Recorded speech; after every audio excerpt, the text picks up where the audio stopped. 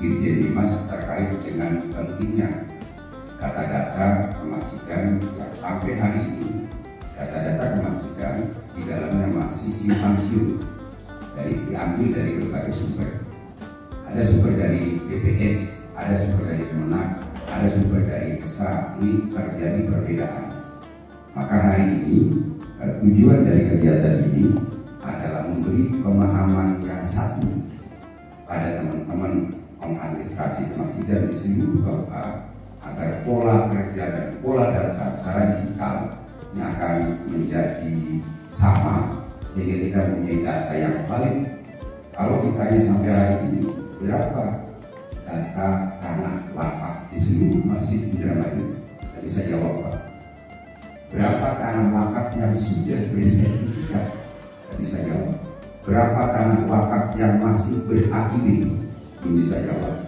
Berapa tanah wakaf yang masih bentuk IKIR atau C, belum bisa jawab. Baru dari sisi wakaf. Berapa pengurus masjid yang masa baktinya habis di seluruh kota Indramayu? Berapa nadir yang sudah wafat di seluruh nadir di Indramayu di masjid-masjid? Tidak bisa jawab.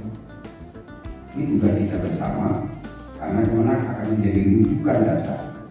Saya diminta oleh pemerintah daerah dan mitra-mitra lainnya yang kita sehingga Bapak Suka kegiatan ini dianggap sangat urgent untuk pengelolaan administrasi masjid.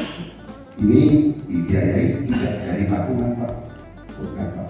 Ada dari DIPAS tersendiri, walaupun nggak besar, hanya untuk kegiatan snack dan makan siang.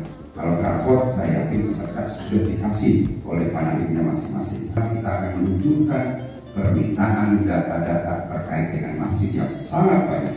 ID kemasjidan, pengurus masjid, pengurusnya sholat, tanahnya, nadirnya. Ini akan menjadi tugas dari teman-teman di KUA yang dikerjakan oleh para penyuluh, tapi dalam satu komando oleh siapa? Bapak-bapak yang ada.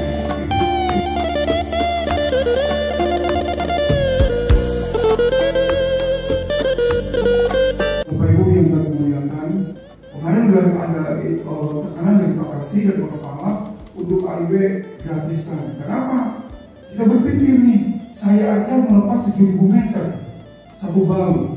Mungkin satu bau kalau dikemas bisa 300 juta, 400 juta sawahnya. Masa KUA cuma bikin AIW harus bayar?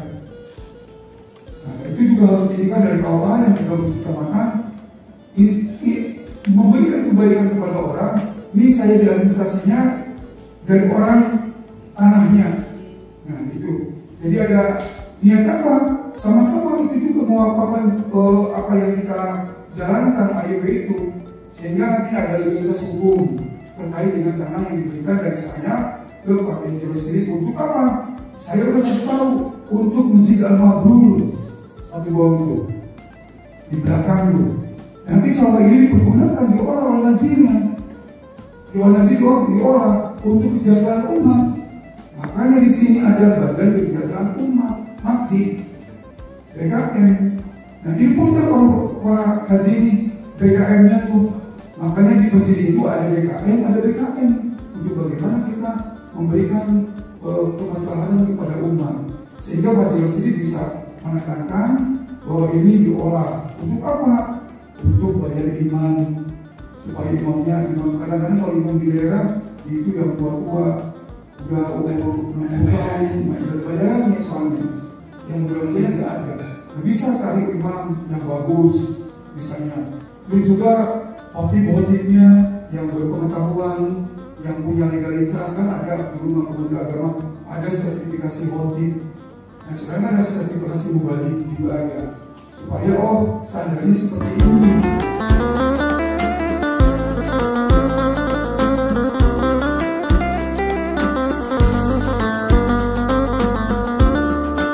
Yang harus dilakukan sama operator SIMAS KUA itu pertama, paling dasar, paling wajib banget adalah bisa masuk akun SIMAS. Masing-masing akun SIMAS itu dipunyai oleh KUA dan ada hak yang diberikan di akun SIMAS itu terhadap operator KUA, yaitu mengedit akun-akun yang sudah ada. Misalkan musola atau masjid tersebut belum ada fotonya, bisa dimasukkan sama operator SIMAS KUA kecamatan. Foto-foto itu diupload. Selanjutnya lokasinya itu biasanya belum tertera di akun SIMAS itu. Yang sebagai garda terdepan di KUA para penyuluh, maka berhubungan langsung dengan masyarakat, otomatis tahu lokasi tersebut dan menentukan lokasinya itu. Jadi di Google apabila kita ingin mencari musola At-Tawabin misalkan, Desa Raja Singa Kecamatan Trisi, tertera langsung menuju ke musola tersebut. Sementara ini yang terdata di SIMAS, Google Map-nya itu masih ngacak, masih belum teratur. Yang kedua itu mencek data masjid yang double. Bukan cuma double, tapi ada yang 3 bahkan 4. Karena mungkin pergantian pengurus yang baru menginginkan piagam, disangkanya belum punya piagam sehingga mengajukan lagi. Jadilah double. Yang menginput tadinya mungkin ada operator KUA atau operator kabupaten, sehingga data tersebut double, musola tersebut atau masjid tersebut double. Yang ketiga dilakukan di pertemuan ini adalah kemarin hasil Zoom meeting dengan pihak Kanwil, yaitu agar masing-masing SKBKM Badan Kesejahteraan Masjid tingkat KUA diupload di akun SIMAS. Sementara ini belum ada yang diupload. Kalau SKBKM Kabupaten kita udah mengupload dan sudah mendapatkan SK dari pihak Kanwil.